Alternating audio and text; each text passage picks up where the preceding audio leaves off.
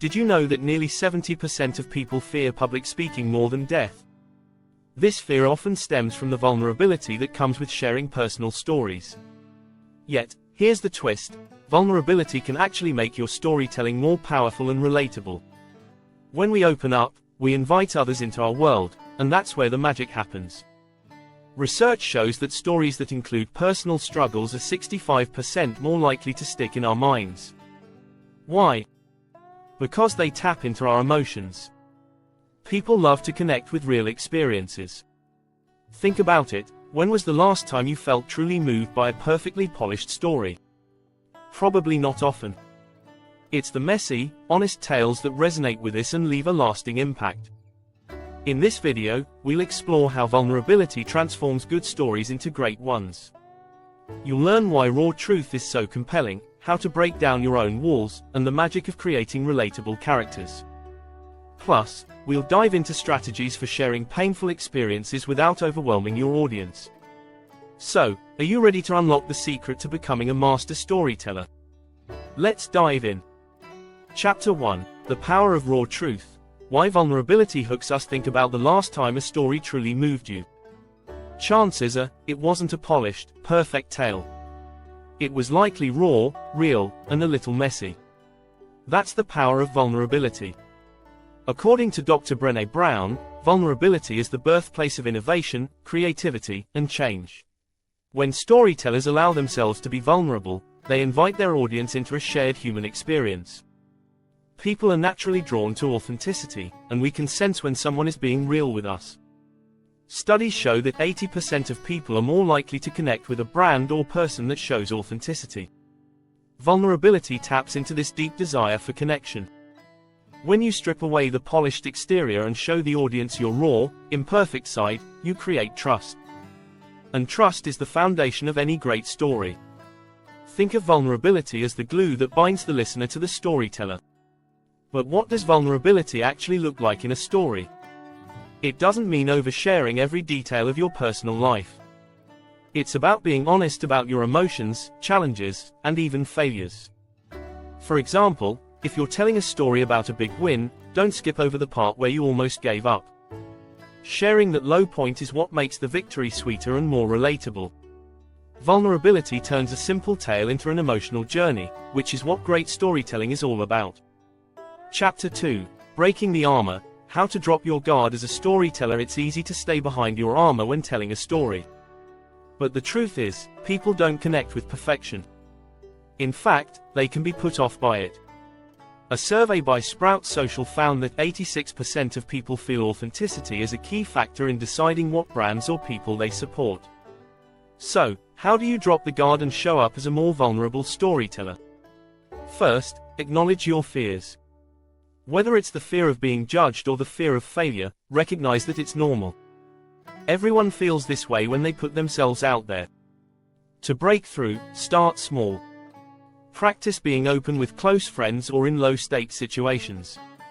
Storytelling is a skill like any other, and the more you practice, the easier it gets. Another effective strategy is to focus on the message rather than yourself. When you center the story around what you want to give to your audience, it becomes less about you and more about the impact you can make. A great storyteller isn't afraid to show their humanity because they know it helps others feel seen and understood. Lastly, embrace imperfection. Remember, vulnerability is about being real, not perfect. It's okay to stumble or not have all the answers. Sometimes the moments when you mess up can be the most powerful part of your story. According to the Harvard Business Review, leaders who show vulnerability foster greater trust and engagement from their teams. The same applies to storytelling. When you drop your guard, people are more likely to lean in and listen. Chapter 3: The Emotional Roller Coaster. Using vulnerability to create highs and lows. Great stories take you on an emotional journey. They have highs and lows, and vulnerability is often the key to those peaks and valleys. Think of any movie or book that left a lasting impact on you. Chances are, the moments that hit the hardest were the ones where the characters were at their lowest. That's because vulnerability creates emotional tension, which keeps your audience engaged. Research has shown that people remember emotional content much better than neutral content. In fact, a study from the University of California found that people are 22 times more likely to remember a fact when it's presented with emotion.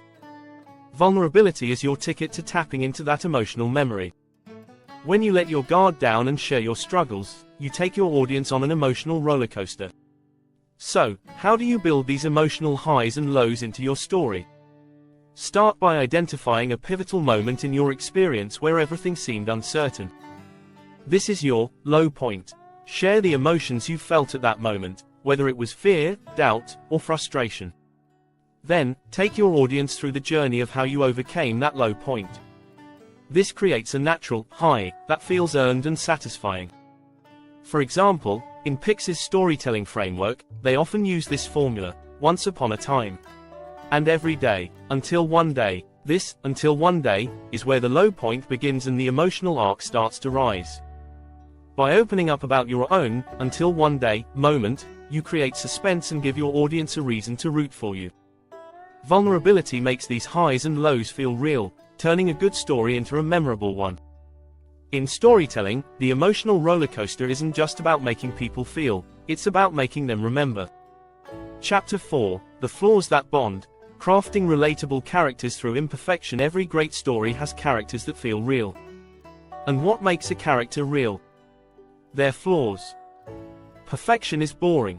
It's the cracks and mistakes that make characters relatable. In fact, a study by Princeton University found that audiences are more likely to connect with characters who show vulnerability and flaws because it reminds them of their own experiences. Think about Harry Potter, one of the most beloved fictional characters. He's not just a hero, he's also impulsive, struggles with self-doubt, and makes mistakes. These imperfections make him someone people can connect with. Perfect characters may be admired, but flawed characters are loved. So, how do you create relatable characters through imperfection? Start by looking at your own life. What struggles or imperfections have shaped you? Share these in your stories. Maybe you have a fear of failure, or you've made mistakes that taught you valuable lessons. These are the traits that turn a character from flat to three-dimensional. When you show your character's flaws, you allow your audience to see themselves in the story. And when people see themselves in a story, they're more likely to stay engaged. As screenwriter John Truby says, audiences don't want perfection. They want the truth. And the truth is, none of us are perfect. Don't be afraid to let your characters stumble or fail. These moments of vulnerability are often the ones that stick with the audience the longest.